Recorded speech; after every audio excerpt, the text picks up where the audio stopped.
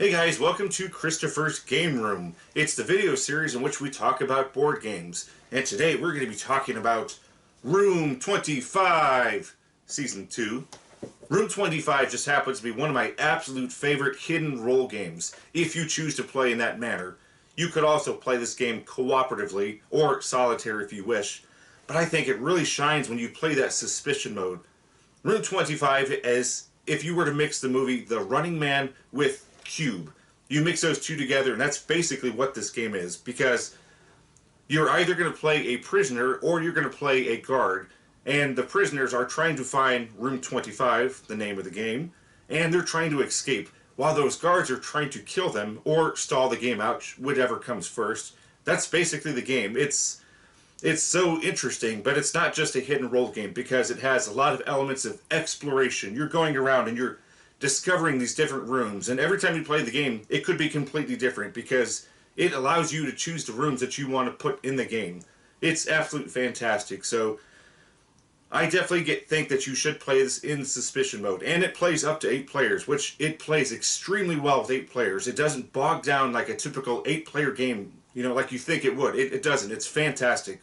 So let's show you what Room 25 is all about.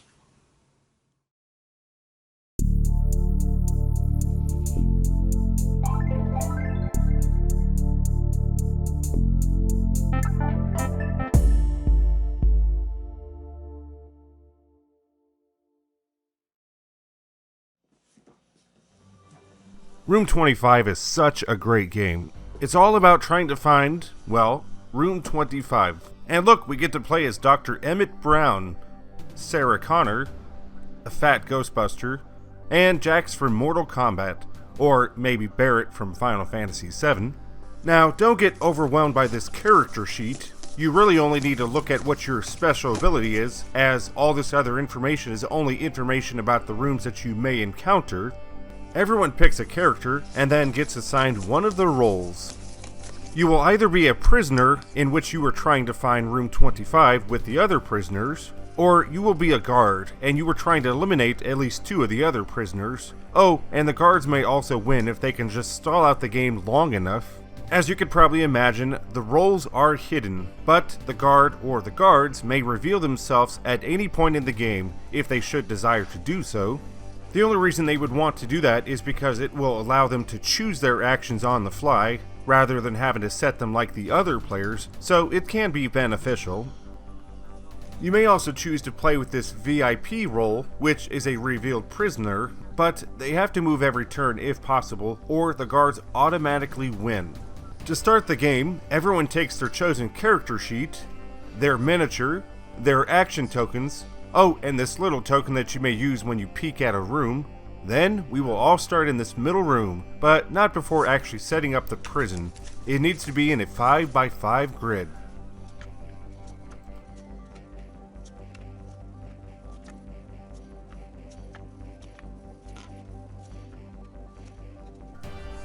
And Room 25 needs to be randomly shuffled into one of the corner spots, as shown.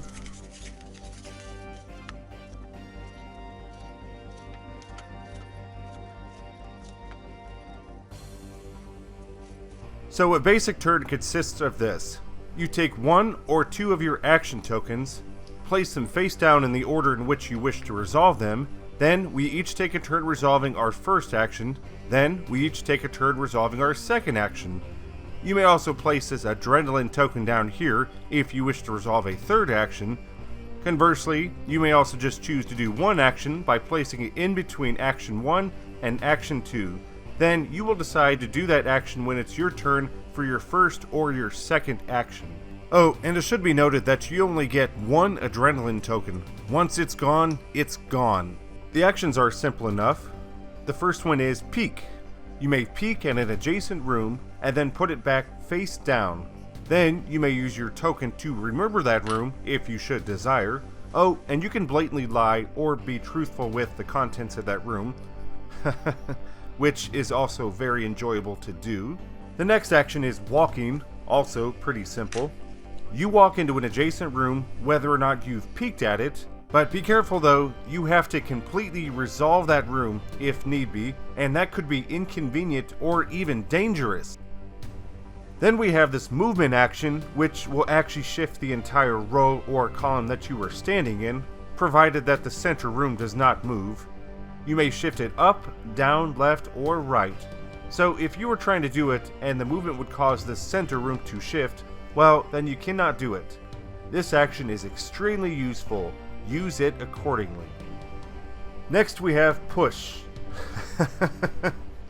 You get to push a character into an adjacent room, and they have to resolve it as if they just walked into that room, which I guess could be helpful. Probably not, though. And our final action is this token, which is unique to your character.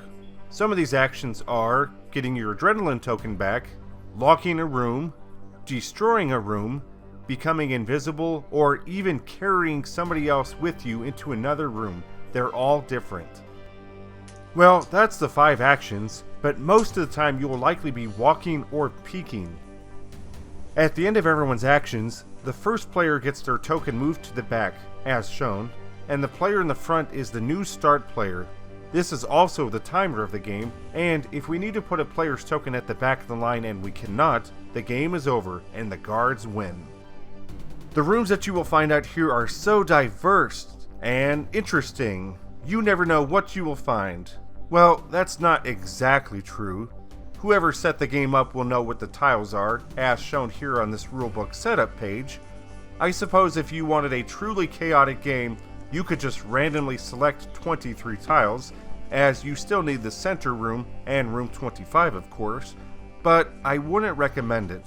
You may get too many of those red rooms. I guess I should mention that the color of the rooms indicate the type of rooms.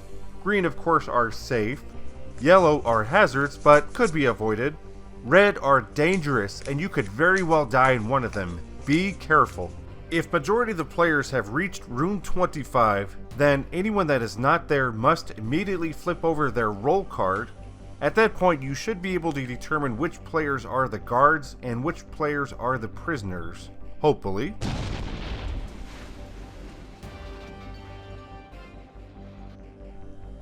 All the prisoners must reach room 25 and do a shifting movement action while on the edge to actually win the game. Well, that's basically the game. They also have these mat cards which you may use for certain rooms, or even an escape style room for this game. They even have robots that you may use in certain rooms. It's actually quite interesting.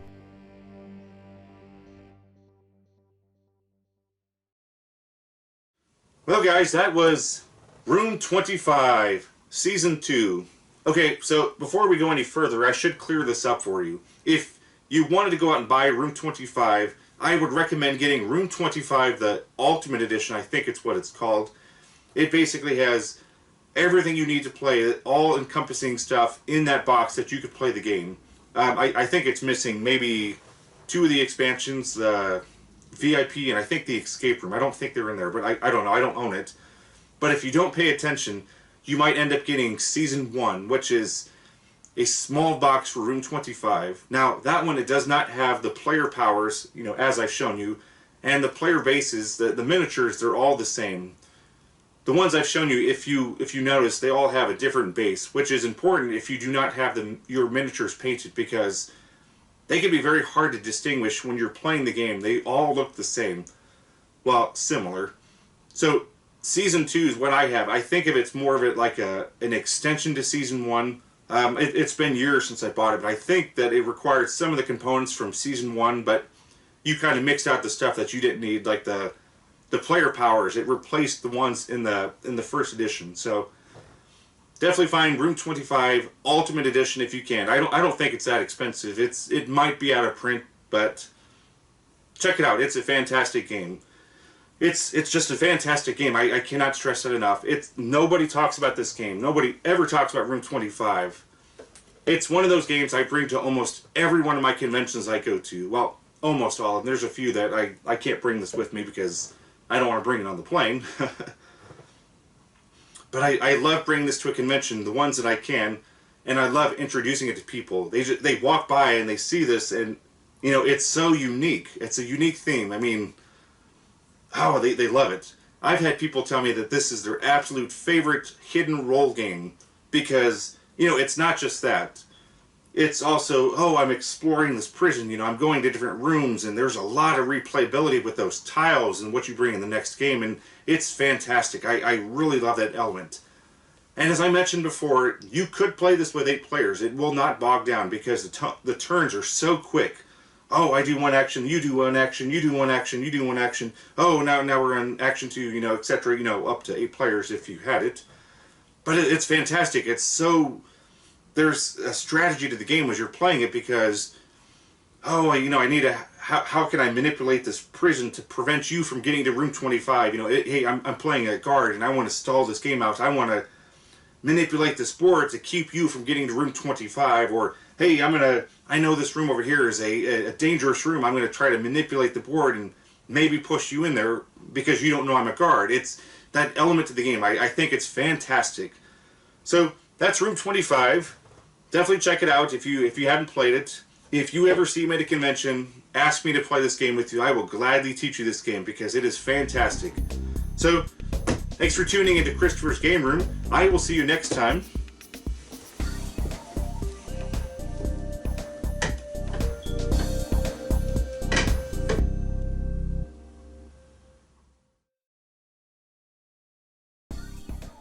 Hey, thank you for tuning in today. Check out my other videos and stay tuned for more Christopher's Game Room.